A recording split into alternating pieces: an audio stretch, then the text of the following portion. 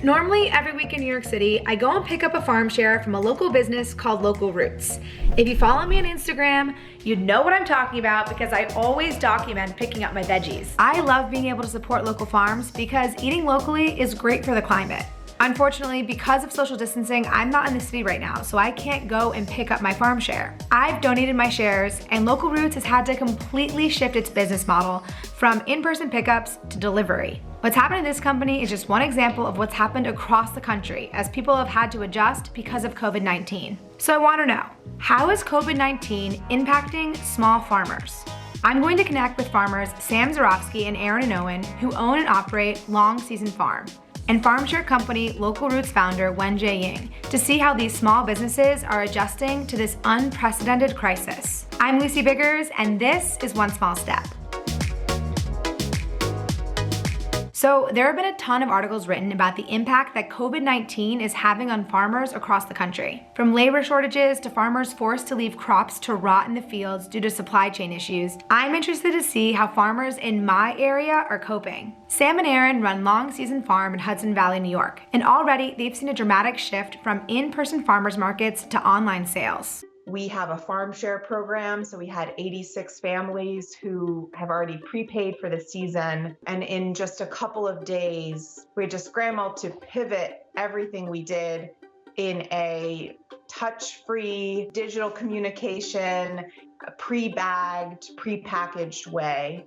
Basically, we've had to rethink our entire distribution system. And we also went from being a very low plastic use farm to pre-packaging everything in plastic so that we're unitizing everything we have, so it makes it easier to put everything together in a bag and have it be safe and clean. I think in the past, like 3 weeks, we've used as many plastic bags as we probably used all of last year. We're definitely thinking of this as temporary, and when things feel maybe just a little less intense, being able to shift over to something that we could wash that would be more renewable. And so when you're pre-packaging, it's for pickup. So people just come and then they grab it and they see their name or whatever? We have a table set up between us and where anyone would come. Our pickup window is very large, so we haven't had more than 3 people arriving at once. We ask the person to call out their last name. We grab the order, we put it on a table, and we stand back. Then they come forward and pick it up. And this way we can have as much distance between people as possible. Sam and Aaron say they've seen demand for their produce rise significantly.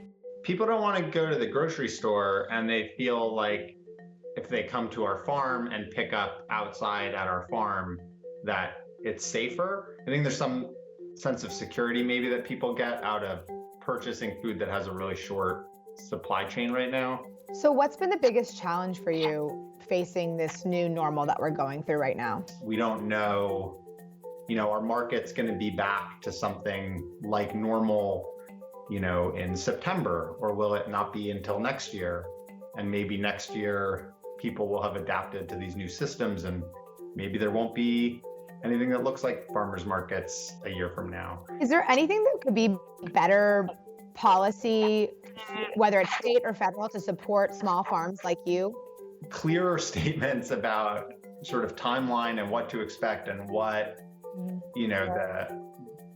the return to having a more open economy might look like. Locally, we've actually been getting pretty good support. Our county has been pretty good in terms of finding creative ways to make sure that things aren't being wasted, and that whatever potential surplus food there might be that's going unsold, that it's getting to, the kids who are now home from school who would have otherwise gotten free lunches. In April, President Trump announced a $19 billion federal bailout package for farmers. $16 billion will go towards directly paying farmers to make up for their losses, and $3 billion will go toward government purchase of food, which will then be distributed to Americans via food banks and nutrition programs. I reached out to a rep from the National Young Farmers Coalition to see what kind of assistance farmers like Sam and Aaron could expect. The rep told me that although funds are being made available for direct-to-consumer market farmers, they could have a harder time accessing the money because early indications show that the USDA's application process will favor large commodity farms.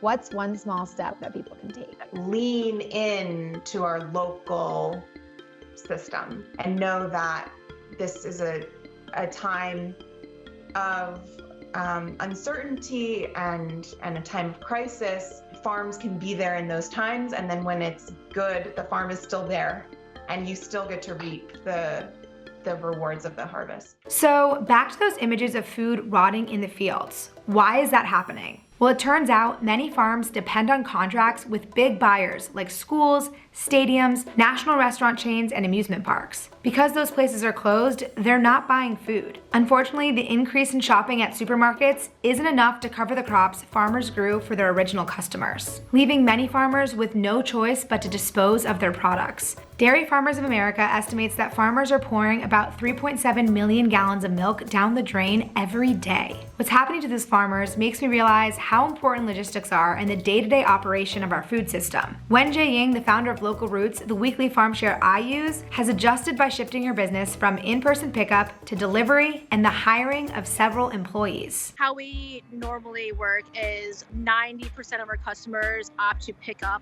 their order at one of our Local Roots pickup points, which are usually at bars and cafes or their office. It's almost like starting a business over. It sounds like such a small thing, like, oh, we're just packing boxes and delivering them, but you had to think, we had to hire like 8 times the number of employees we had. We had to find people who could actually deliver. We had to find people that are 100% healthy and wanted to work right now. What do you think should change in the food system to protect farmers during a crisis like this? There definitely needs to be some kind of support from the government, financial support, even just the fact of, giving small businesses and farmers examples of, okay, if X, Y, Z were to happen, how would you deal with it?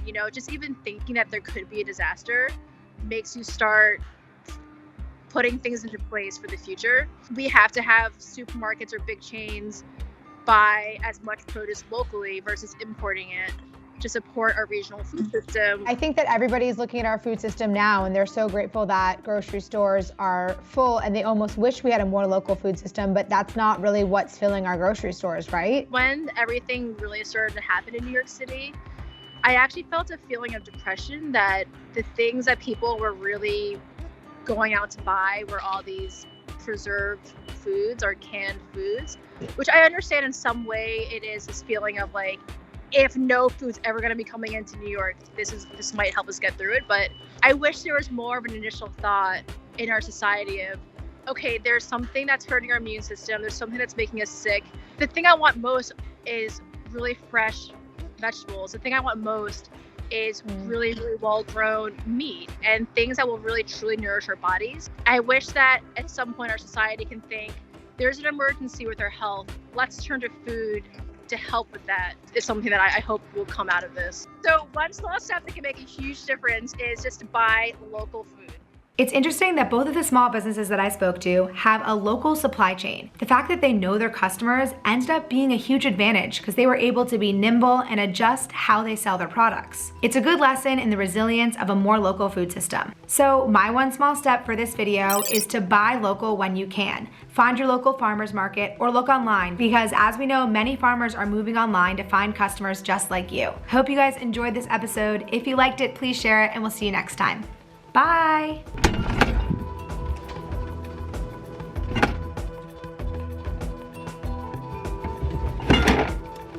See you guys later. Bye.